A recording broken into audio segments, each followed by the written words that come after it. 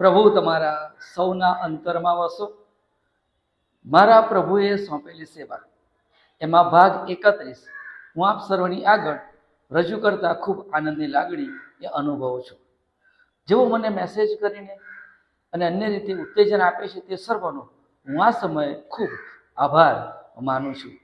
હમણાં એક વાત મારા વાંચવામાં આવેલી કે એક વખત કહે છે કે એક સરોવર હતું અને સરોવરના કાંઠે એ બગલો રહેતો હતો અને આ બગલો એ દરરોજ એ સરોવરમાંથી માછલા પકડીને ખાતો હતો અને સમય જતાં એ ઘરડો થયો હતો.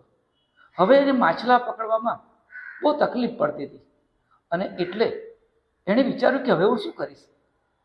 તો એક વખત એણે બધા માછલાઓને એવું કહ્યું કે ભાઈ મને અહીંયા આગળ એક સાધુ રહે છે ને એમણે એવું કહ્યું છે કે આ સરોવર એ સુકાઈ જવાનું છે અને એટલે હવે તમારું શું થશે.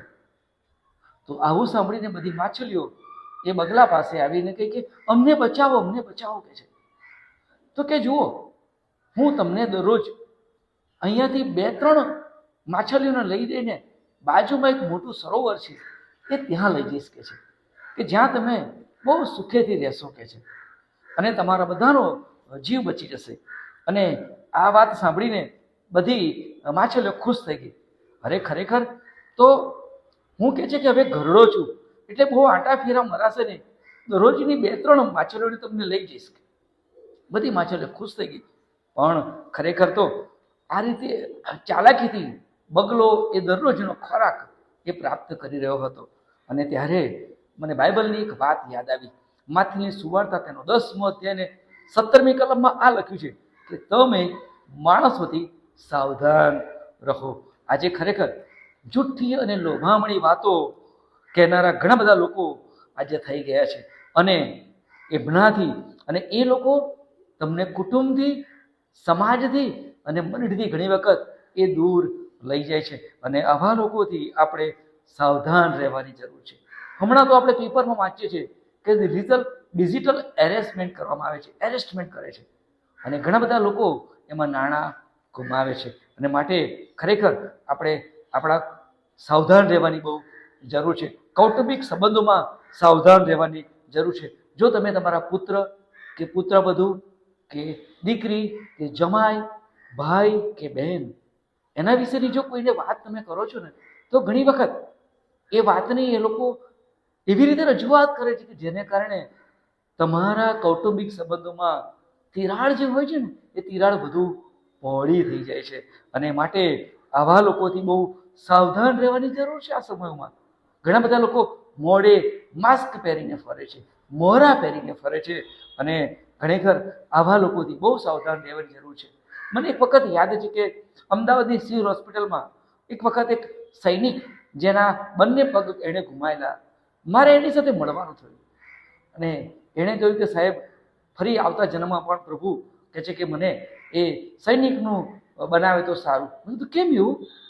તો કહે છે કે અમારા સૈનિકોમાં એક વાત બહુ સ્પષ્ટ છે, જેણે મારો યુનિફોર્મ, મારા જેવો યુનિફોર્મ પહેરેલો છે એ મારા પક્ષનું, બાકીના બધા મારા દુશ્મન.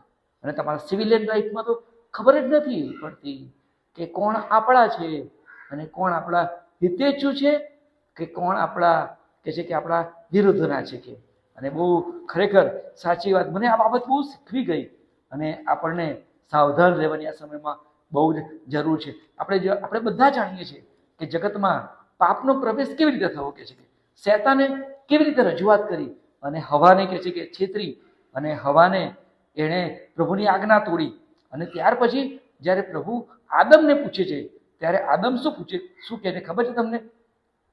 કે છે કે માથી 3 અને 12માં કે જે સ્ત્રી તે મને આપેલી એણે મને કહે છે કે આ ફળ આપ્યું અને કહે છે હું પાપમાં પડ્યો. ઘણી વખત આપણે બીજા પર દોષ મૂકીએ છીએ વાલાઓ. ખરેખર તો જોવા જઈએ આપણે બહુ સાવધાન રહેવાની જરૂર છે કે આપણને કોઈ ભૂલાવશે અને એવી રીતે આપણે અને એને કારણે ઘણી વખત આપણા કુટુંબો તૂટતા જાય છે, આપણી મંડળીઓ મંદ પડતી જાય છે અને માત્ર ઘણી વખત તો દેખાડો થતો આપણને જોવા મળે છે. તો શૈતાન કંઈ ડરામણા રૂપમાં નહીં આવે, એ કે છે કે આવા બહુ રૂપાળા રૂપમાં આવશે કે છે અને આપણને છેતરી જશે. અને માટે સાવધાન રહેવાની બહુ જરૂર છે. નૂહના સમયની વાત કરીએ તો કે છે કે એ વખતે લોકો કહે છે કે ખાતા પીતા હતા, પરણતા અને પરણાવતા હતા કે છે, અને કહે છે કે પાણી આવીને એમને તાણી ગયું અને ત્યાં સુધી એ લોકો સમજ્યા નહીં. અને આવું જ આજના સમયમાં પણ થઈ રહ્યું છે અને સાવધાન રહેવાની જરૂર છે. આજે બધા લોકો કહે છે કે ભૌતિક વાતમાં એટલા તરબતોડ થઈ ગયા છે કે નથી બાળકોની પડી, નથી કુટુંબની પડી, નથી સમાજની પડી કે છે, અને નથી તો કહે છે કે મંડળીઓને પડી, નથી પોતાના દેશની પડી. બસ લે જીવ, ખા પી અને તું કે છે આનંદ કર. મહાજ્ઞાની સભા શિક્ષક પવિત્ર બાઇબલમાં 11 કલમમાં એમ લખે છે કે તારું હૃદય તને ખુશ રાખે તેમ, અને તારા હૃદયના માર્ગો પ્રમાણે, તારી આંખોની દ્રષ્ટિ પ્રમાણે તું ચાલજે.